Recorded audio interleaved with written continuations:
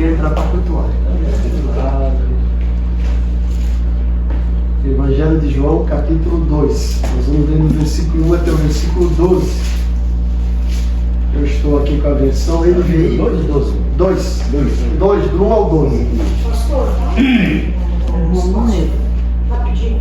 Sim. Atualizar os irmãos. E olha, irmãos, quem não pegou, pegue.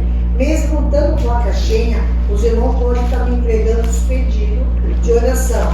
Pedido para a família, pedido para alguém que você necessita de ganhar para Jesus. Então está aqui, irmão, não esquece. Na saída eu vou deixar ali em cima naquela moletinha.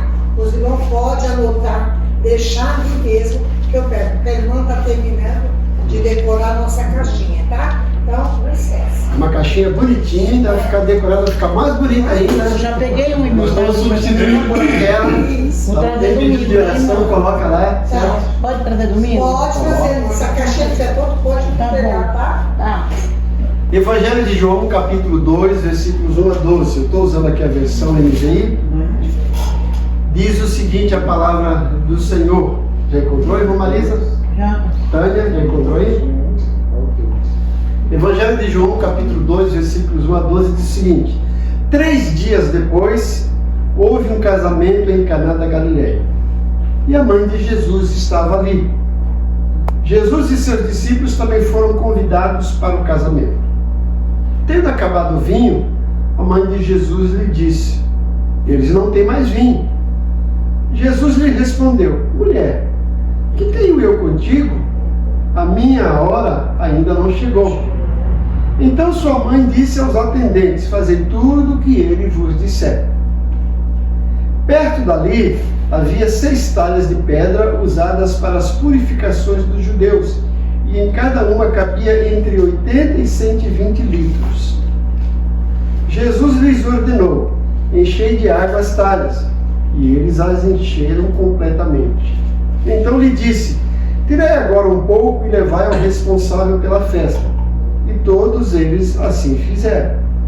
Quando o responsável pela festa provou a água transformada em vinho, não sabendo de onde viera, embora o soubessem os atendentes que haviam tirado a água, chamou o noivo e lhe disse: todos servem primeiro o vinho bom, e quando os convidados já beberam bastante, serve o inferior, mas tu guardaste até agora o melhor vinho.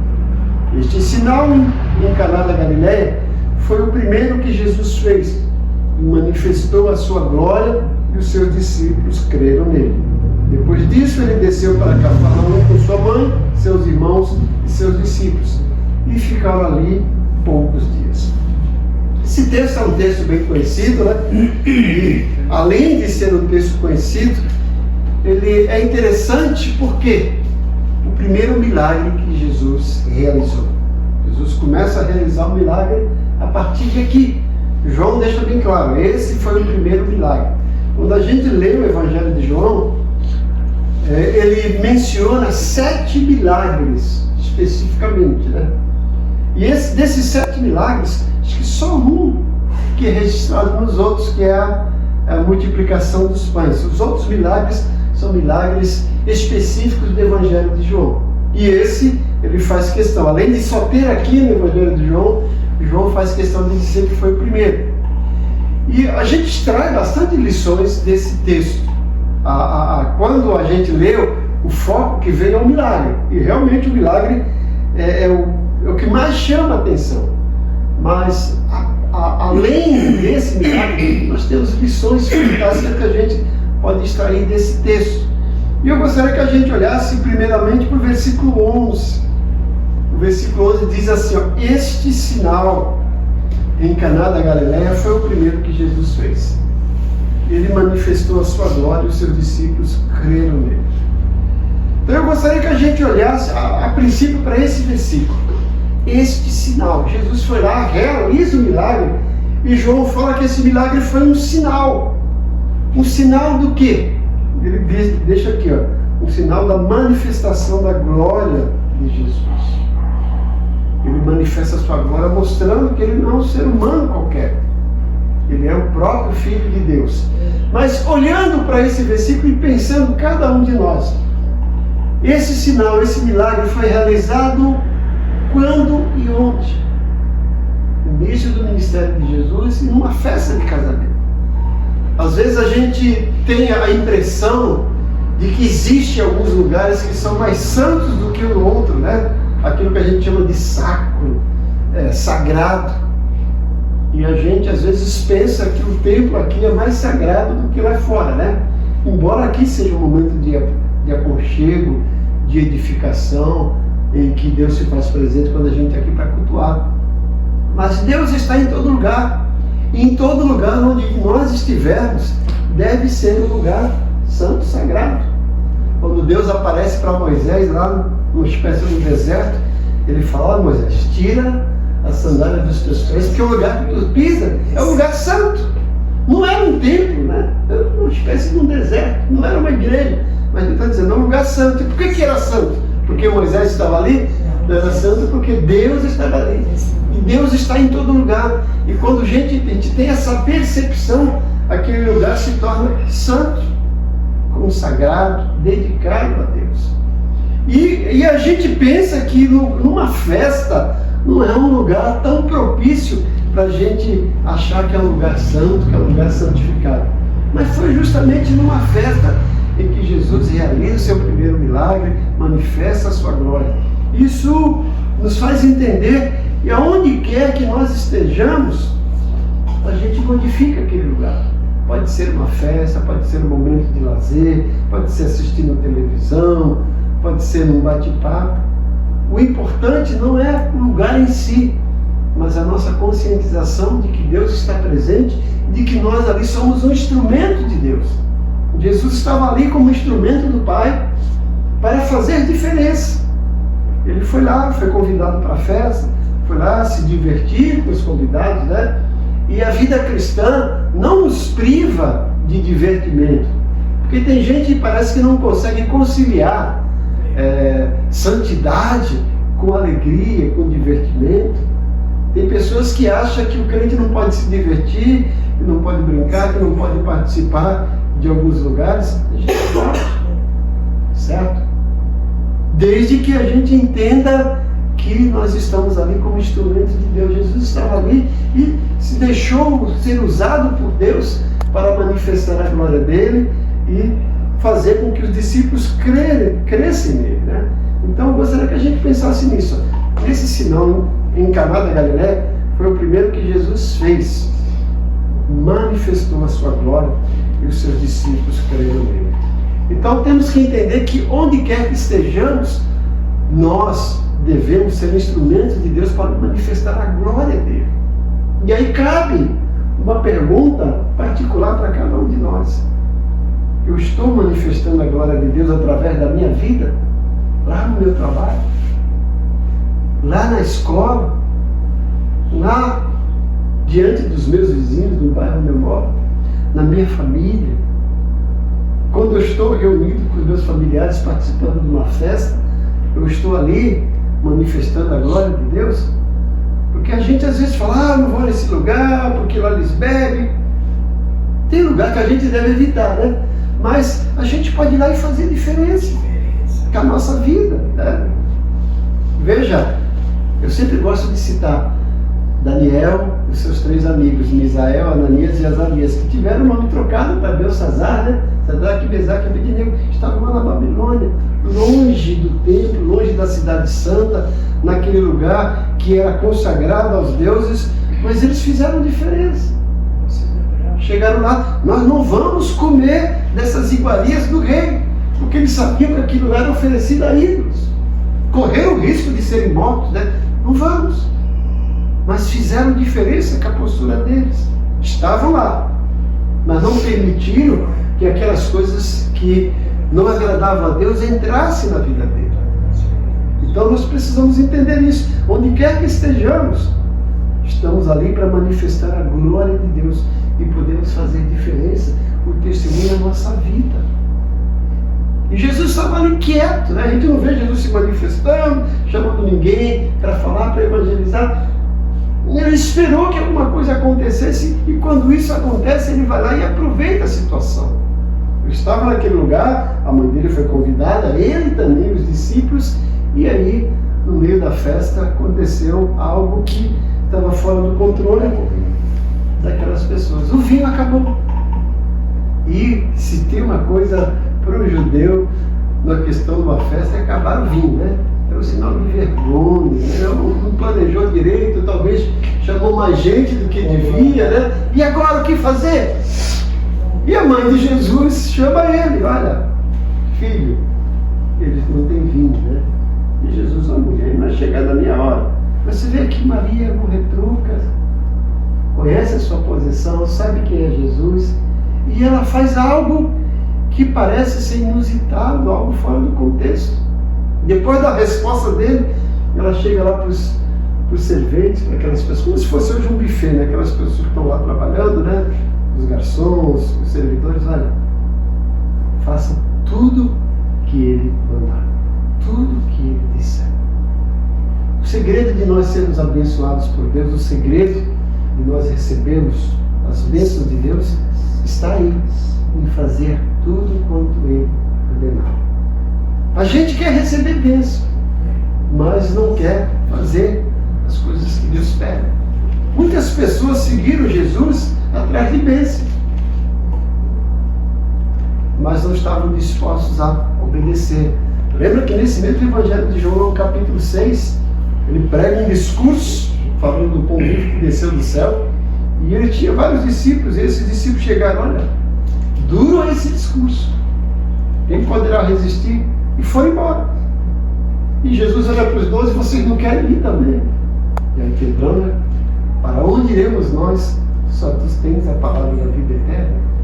Então muitos querem só desfrutar das bênçãos, mas não querem pagar o preço, não querem servir realmente a Jesus. Mas a mãe de Jesus aí fala, façam tudo quanto ele disser. E eles, mais que prontamente, não temos nada a perder, vamos lá, né? Aí Jesus chega para eles e fala assim, olha, tá vendo essas talhas aí? Eram 6 talhas, segundo aqui a nossa versão, cada uma cabia entre 80 a 120 litros. Pega aí, pega 6 vezes 120, quanto que vai dar aí? 720 litros, né? 720 litros de vinho. Era vinho que só, né? Mas ele pega aquelas talhas que eles usavam para se purificar e fala para os serventes, encham d'água. E eles vão lá, né? Mandou. Até aí tudo bem. E aí, se já não bastasse isso, agora ele fala, agora vocês peguem essa água e levem lá para o mestre sábio, para a pessoa que está encarregada. E aí, eles fazem isso. Então disse, o versículo 8, tirai um pouco e levai ao responsável pela festa. E eles fizeram. Embora parecesse lógico, né? Esse camarada não está de brincadeira, né? Mas a mãe dele falou, vamos fazer, né? Agora imagine eles pensando, levando aquela água para lá, né? Olha, a gente vai lá para o carregado do mestre sábio, levar um pouco de água, mas o que falta é vinho, ele não quer água. Mas eles vão lá. Quando chega lá que o mestre sábio bebe, não era água, era um vinho. Mas não era um vinho, gente, era o vinho de melhor qualidade, a ponto que ele ficou assim estarrecido, né? E ele diz, ó, versículo 9, quando o responsável pela festa provou a água transformada em vinho, não sabendo de onde viera, embora soubesse os atendentes que haviam tirado as águas, chamou o noivo, ele chamou o noivo, vem cá. Você é esperto, né? Fala pro noivo, né? Todos servem primeiro vinho bom. E depois que todo mundo já enche a cara, que não consegue distinguir, aí serve de vinho inferior que ninguém vai notar. Mas você fez diferente. Você guardou o vinho melhor até agora. Você vê o mestre falando, no mestre da cerimônia, falando pro noivo, você guardou. Eu não sabia que tinha sido Jesus que tinha feito. E eu quero dizer para você que não importa as situações em que nós estejamos, não importa as dificuldades que nós enfrentemos, Se nós fizermos as coisas de acordo com as orientações de Jesus, esse milagre vai acontecer. E Ele vai nos surpreender e fazer melhor ainda do que nós esperávamos. Olha, é um vinho de melhor qualidade. O Senhor quer nos conceder algo de uma qualidade superior. Deus não é aquele que quer economizar, dar um milagre barato, Ele dá o melhor. Eu gosto do que Paulo fala em Efésios, que é 3:20, né? Ele é poderoso para fazer, infinitamente mais do que tudo que pedimos ou pensamos. Não termina aí, ainda fala, segundo a eficácia do seu poder que opera em nós. O Senhor nos capacita ao realizar o poder dele. E Ele tem essa capacidade de oferecer infinitamente. Então, gente, servir a Jesus é maravilhoso. E não importa se as coisas fogem do controle. E se nós estamos obedecendo a Deus, Ele vai lá e entra na providência, né? E mais uma vez, voltando para o versículo 11. Este sinal. Jesus fez com que aquele milagre fosse um sinal de que aquele lugar foi transformado pela presença dele. Se ele não estivesse lá, ia ser uma festa comum. E as pessoas iam passar vergonha porque o vinho ia acabar, né? O vinho não acabou porque Jesus foi e os discípulos dele foram, né? Acabou porque os convidados beberam demais ou o noivo não calculou direito. Mas ele estava lá. E onde Jesus está, acontece isso. A gente não passa vexame, não passa vergonha. E ele realizou esse sinal e manifesta a sua glória e despertou a crença nos discípulos. Então eu quero que nós entendamos que assim como Jesus estava ali como instrumento do Pai, onde quer que nós estejamos, nós somos um instrumento de Deus, não para sermos o alvo da atenção, para aparecer, mas para manifestar a glória do Pai, a glória de Deus, para fazer com que as pessoas creiam em Deus. Então nós somos responsáveis para despertar fé naquelas pessoas que estão ao nosso redor, através da nossa vida. Se deixar usar por Deus como instrumento para a manifestação da glória dele, para despertar fé naquelas pessoas que não conhecem a Deus. Mas para isso, começa lá. Façam tudo quanto ele vos. E da mesma forma como ele transformou a água em vinho, ele quer transformar também a nossa vida, da água para o vinho. De uma situação de escassez para uma situação de suprimento de melhor qualidade. É isso que eu queria trazer para todos nós na noite de hoje, certo? Vou pedir para o pastor Cléber fazer essa oração final. Nós acabamos de apostar. Obrigado, Senhor, por essa noite que o Senhor nos deu. O culto de oração é tão importante, Pai, para a tua igreja, Deus. Sim, é tão valioso para a comunhão da igreja, para consolidar os alicerces da igreja, com oração, Deus, com comunhão dos irmãos. Eu te agradeço por aqueles que vieram hoje, Deus. Obrigado pelos irmãos que estão aqui, ó Pai, que desprenderam um pouco do seu tempo, Deus, da correria do dia a dia, para louvar o teu nome, Pai. Uma horinha em união com os irmãos, que bênção, Deus. Eu tenho certeza que cada oração que foi depositada aqui, o Senhor já sabia e recebeu. Eu tenho certeza que o Senhor vai conceder conforme a tua santa vontade, ó Pai. Obrigado pelos cânticos, hinos que cantamos. Obrigado pela tua palavra, que sempre refresca os nossos corações. E te agradecemos pelo teu Espírito, ó Pai. Ele que é esse elo que nos liga a ti. É o teu Espírito que nos sustenta, é o teu Espírito que nos orienta, que nos consola. É o teu Espírito, Senhor, que habita em nossos corações, ó Deus. Obrigado por isso, que o Senhor continue abençoando a tua santa igreja, a tua noiva. Continue cuidando, Deus, de cada família dessa igreja, de cada irmão. Aquele que está feliz, aquele que não está, aquele que está distanciado, aquele que está glorificando, Deus amado. Que a tua igreja em uníssono possa buscar ao Senhor com alegria, Deus, possa fazer o melhor para ti, ó Pai, porque se estamos aqui essa hora na quarta-feira é porque nós chamamos e precisamos do Senhor, ó Pai.